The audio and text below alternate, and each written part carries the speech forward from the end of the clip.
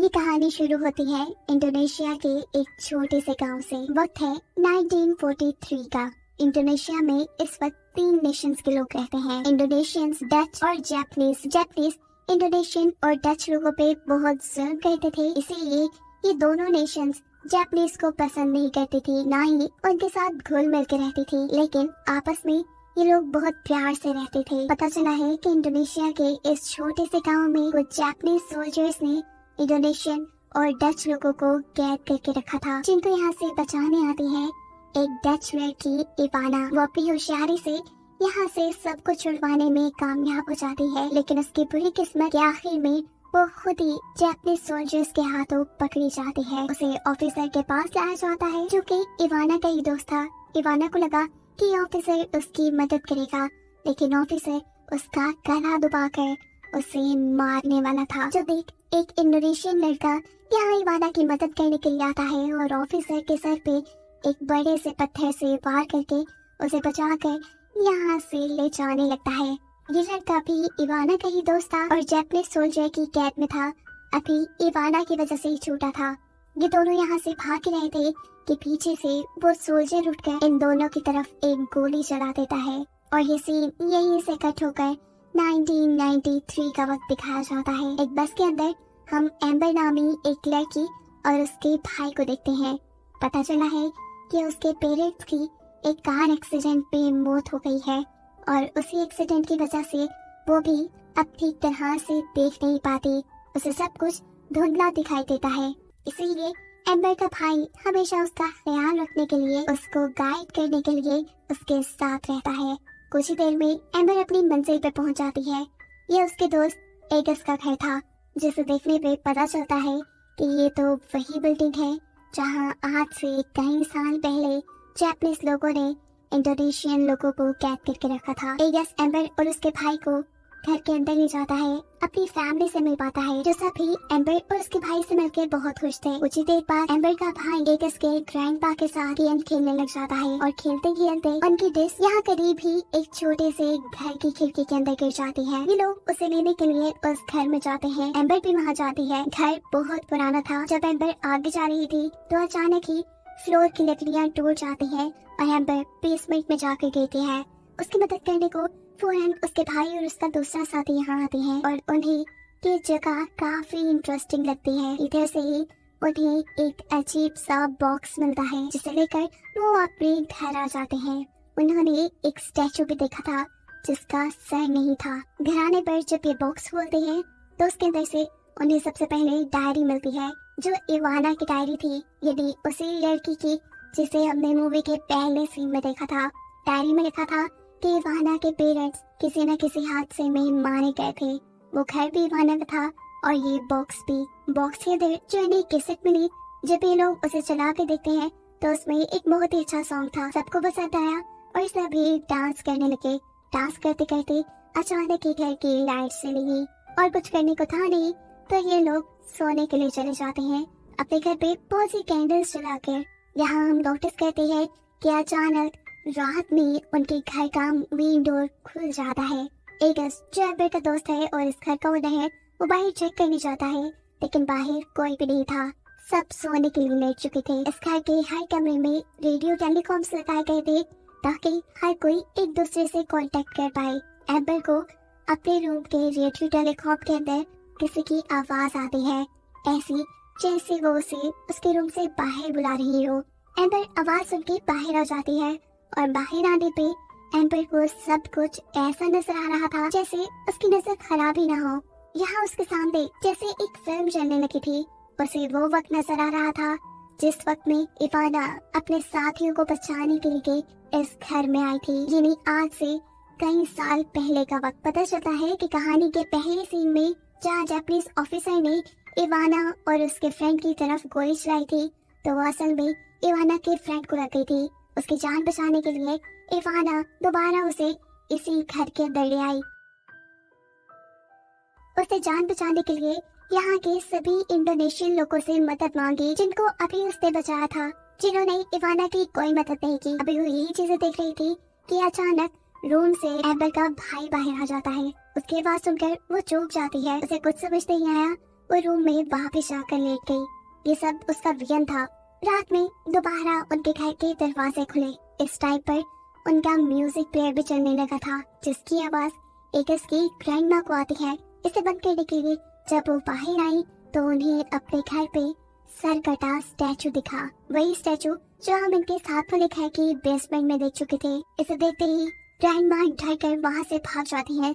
Washroom में अपने आप को लॉक कर चुकी थी, लेकिन जो कोई भी था वो उनसे पहले ही वॉशरूम में आ चुका था। वो पीछे से ग्रैंडमा के सर को पकड़ लेता है।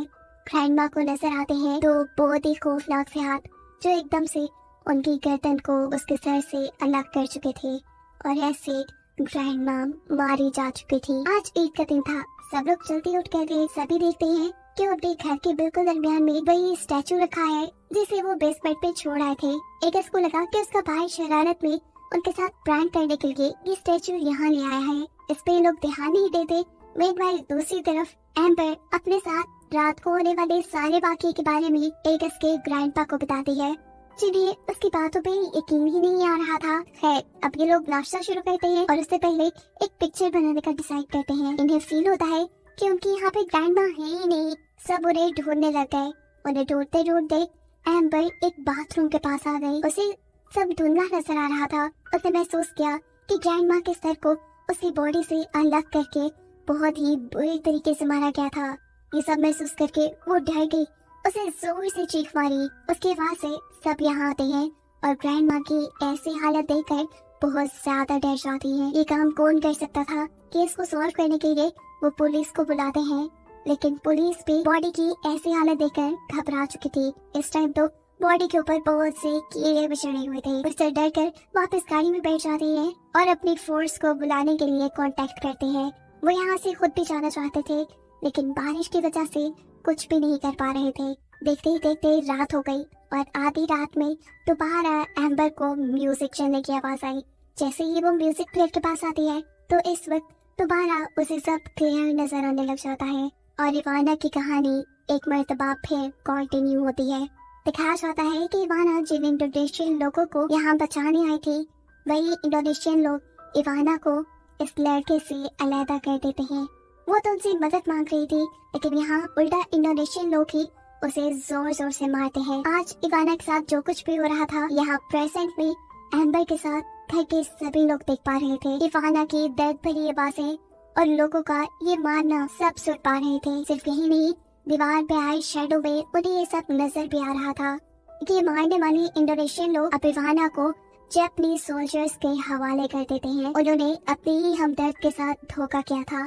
जापानीज सोल्जर भी यहाँ इवाना को खूब टॉर्चर करते हैं, अपनी गन से मारती हैं और गुस्से में इवाना सभी लोगों को कहती है, देखना मेरा हिसाब यही पूरा नहीं होगा। मैं अपने खून के एक एक कतरे का बदला लेने के लिए वापस जरूर आऊंगी और हर इंडोनेशियन और डच लोगों को मारकर अपने खून की प्यास बुझाऊंगी। ये बातें सुनकर जापानीज सोल्जर को गुस्सा आ जाता है और वो अब इवाना के ऊपर ऐसा बुरा हमला करता है कि उसका सर बॉडी से अलग हो गया। शैडो देखने वाले एम्बर और यहाँ सारे लोग ये देखकर डर गए। इन्होंने देखा कि जापानीज सोल्जर ने इवाना का सर उठाकर बाहर कुएं में फेंक दिया था, जबकि इवाना का जख्मी बॉयफ्रेंड इवाना की बॉडी को जैसे तैसे उठाते हुए यहाँ साथ वाले छोटे से बड़े घर की बेसमेंट पे ले गया। इवाना की लाश को छुपाने के लिए उसने बहुत सी मिट्टी इवाना के ऊपर लगा दी ताकि सबको लगे कि ये एक स्टैचू है। उसके बाद कपड़ा ढक के वो यहाँ से बाहर निकल आया। वो जापानीज सोल्जर से अपनी दोस्त इवाना का बदला लेना चाहता था, लेकिन वो जख्मी था, ज्यादा कुछ नहीं कर पाया। जापानीज सोल्जर्स ने उसे ही मार दिया। यहाँ सब लोग जो शैडोज देखने में बिजी थे, इतने में ही दिखाया जाता है कि इवाना की सोल एगस के भाई को साथ वाले घर की बेसमेंट में ले जाकर बुरी तरह उसके सर को उसकी बॉडी से अलग करते हुए मार देती है, ऐसे ही जैसे उसने ग्रैंडमा को मारा था। ये देखकर सब बुरी तरह डर जाती हैं और आकर पुलिस वाले की वैन में बैठ जाते हैं। ये लोग यहाँ से भागने की कोशिश में थे, लेकिन गाड़ी स्टार्ट ही नहीं होती। उन्हें यहाँ पे इवाना ने ही रोका हुआ था, क्योंकि अब कार की रेडियो पे ये लोग इवाना की आवाज सुन रहे थे। सिर्फ यही नहीं, इवाना अब अपने खून से लथपथ हाथ गाड़ी के चारों तरफ लगा देती है और ये देखकर ये लोग बुरी तरह डर जाते हैं। और अब इवाना एक और बंदे का मर्डर करती है। वो एगस की आंट को बिल्कुल उसी तरह मारती है जिस तरह उसने पहले 2 लोगों को मारा, सर को बॉडी से अलग करते हुए। इन सबको अब बहुत अपने बहुत करीब नजर आ रही थी। इन्हें पता था कि इवाना अब इन्हें भी मार देगी। अपने आप को बचाने के लिए ये लोग इस सिचुएशन से लड़ने का फैसला करते हैं। ये फैसला करते हैं कि ये इवाना के स्टैचू को जला देंगे और ऐसे शायद इन्हें इवाना की सोल से छुटकारा मिल जाए। अपने प्लान को सर अंजाम देने के लिए ये सब लोग बाहर निकलते हैं। सब लोग इवाना के स्टैचू को उठाकर कुएं के पास तक लेके आते हैं। पुलिस ऑफिसर इवाना के स्टैचू को तोड़ता है और सब मिलकर उसे कुएं के अंदर फेंक देते हैं। लेकिन इतने में ही इवाना की सोल यहाँ पर एम्बर और एम्बर के भाई दोनों को ही गले से पकड़कर हवा में लटका देती है।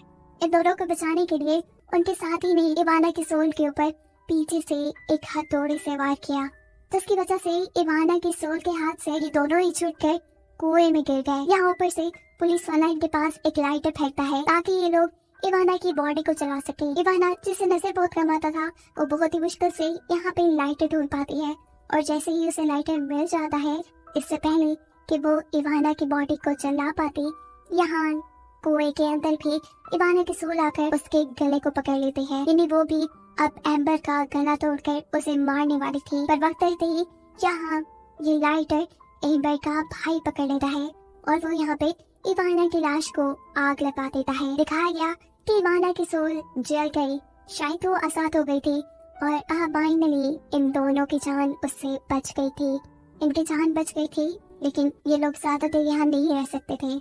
सुबह होते ही ये सब अपनी पैकिंग करके यहाँ से निकल जाते हैं। एम्बर यहाँ इवाना की एक फोटो अपने पास रख लेते हैं। उनके इस घर से निकलने के बाद हम देखते हैं कि इस घर का म्यूजिक प्लेयर खुद चल गया। साफ मतलब था कि खतरा पूरी तरह टला नहीं। या तो इवाना नहीं मरी या फिर इवाना के बॉयफ्रेंड की रूह अभी उसका बदला लेने के लिए यहीं कहीं रहती है। आगे क्या होने वाला था कोई नहीं जानता। इसी मिस्ट्री के साथ ये कहानी यही खत्म हो जाती है।